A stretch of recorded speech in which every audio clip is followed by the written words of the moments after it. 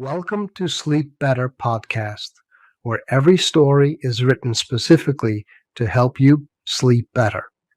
For more information about our podcast and natural sleep products, please visit our website, deepbearsleep.com. We've also added specifically selected sleep music after the story ends. If all goes well, you will not hear the end of the story because you will be in a deep and restful sleep by then. Now, let's take a deep breath, relax your body, and let's begin. The forest was eerily quiet as the sun rose higher, casting pale light through the dense canopy. The nocturnal creatures had retreated, leaving behind an empty, almost expectant stillness. Caleb stood alone in the clearing, his eyes lingering on the spot where Lilith had disappeared into the shadows. Her scent, cool, sharp, and intoxicating, still clung to the air. He closed his eyes, inhaling deeply as if trying to hold on to it for just a moment longer. Lilith, the queen of vampires, a creature of the night, sworn to an ancient vendetta against his kind. And yet, Caleb had felt something that night, something primal, undeniable. A hunger that went beyond blood or revenge. It was as if their very souls had recognized each other, drawing them together despite the centuries of hatred that separated their worlds. But now she was gone, and the reality of what had transpired weighed heavily on him. He knew he shouldn't have let her walk away. He should have ended it there, in that moment. Their kind didn't mix. They weren't supposed to. And yet... Caleb shook his head, running a hand through his dark hair, his muscles still tense from the encounter. He had always prided himself on being in control, on reining in the beast that lived within him. As the alpha of his pack, it was his duty to be strong, to lead without faltering. But Lilith, she had awakened something in him, something wild. And now, he wasn't sure if he could suppress it again. The pack would soon notice the change in him, the restlessness. They already questioned him, silently observing his actions as the lines between predator and protector began to blur. But Caleb couldn't tell them about Lilith. He couldn't reveal the fire that burned between them. His kind would see it as betrayal. They would demand blood, hers or his, and the fragile balance of power between the vampires and wolves would collapse. He had to be careful. He had to be smart.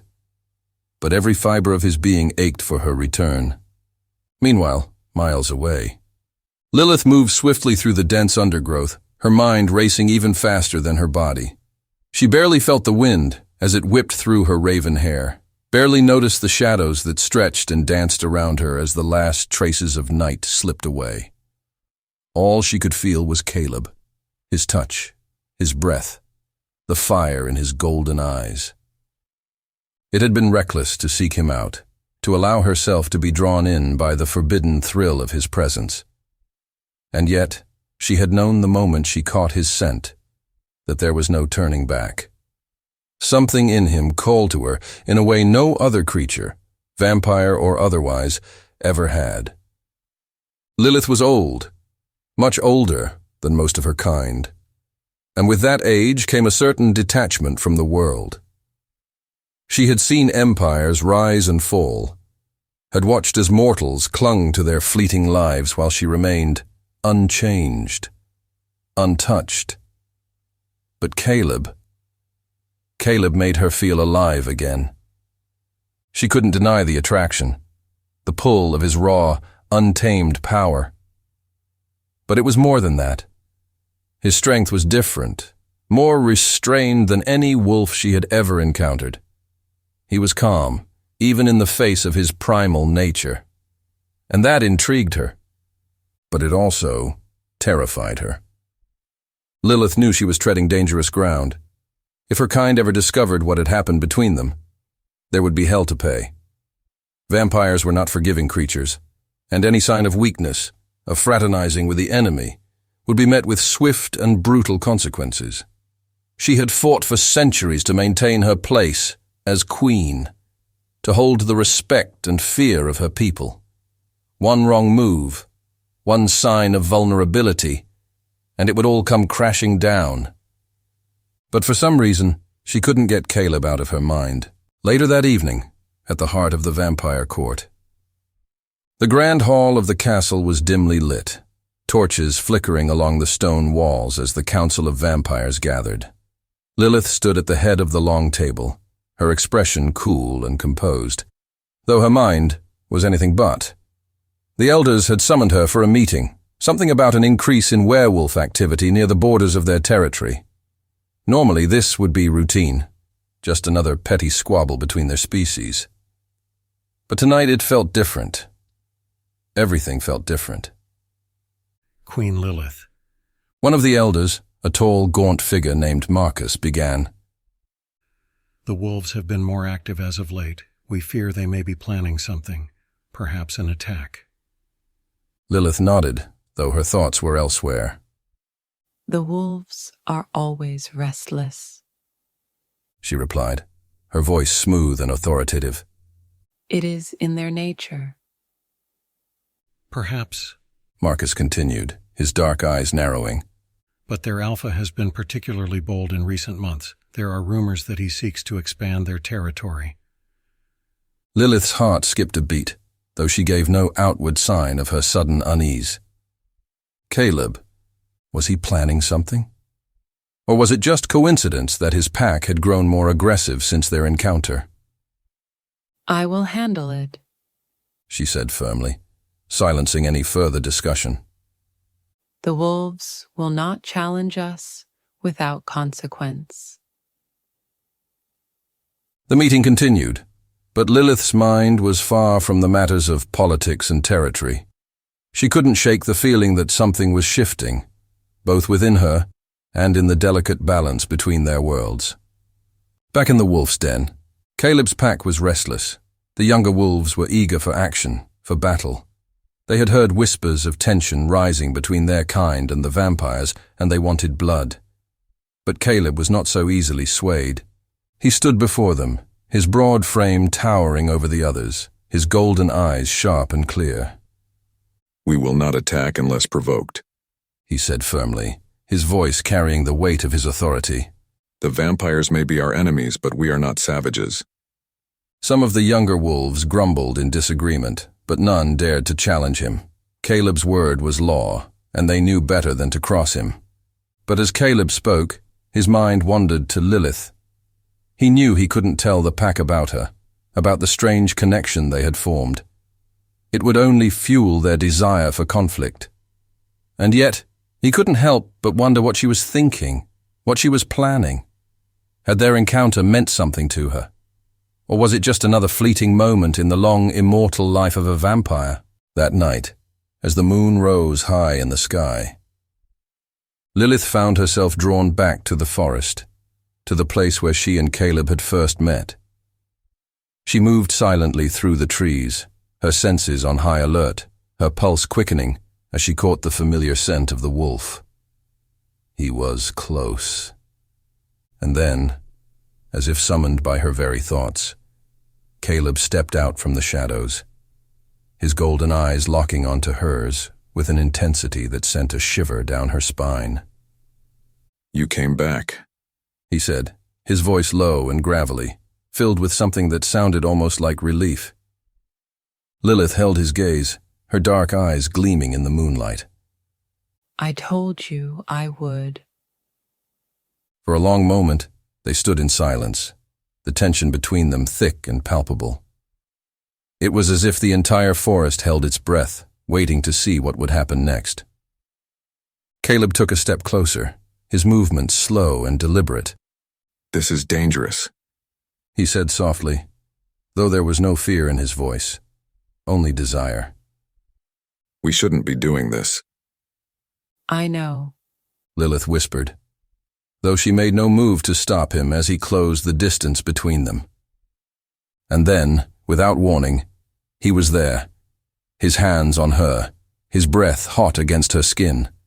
The kiss that followed was fierce and hungry, filled with the same raw energy that had crackled between them since the moment they'd first locked eyes. It was a kiss that defied centuries of hatred, a kiss that dared to break every rule their kinds had ever known. But it wasn't enough. As they pulled apart, both breathing heavily, Lilith's gaze darkened with a newfound determination. "This can't end here," she said, her voice low and fierce. Caleb's eyes flashed with understanding. "No," he agreed. "It can't." And in that moment, they both knew that whatever had started between them was far from over. There were battles ahead, battles within themselves, battles against their own kind, but they would face them together. The night was still young, and the pull between them was only growing stronger. To be continued.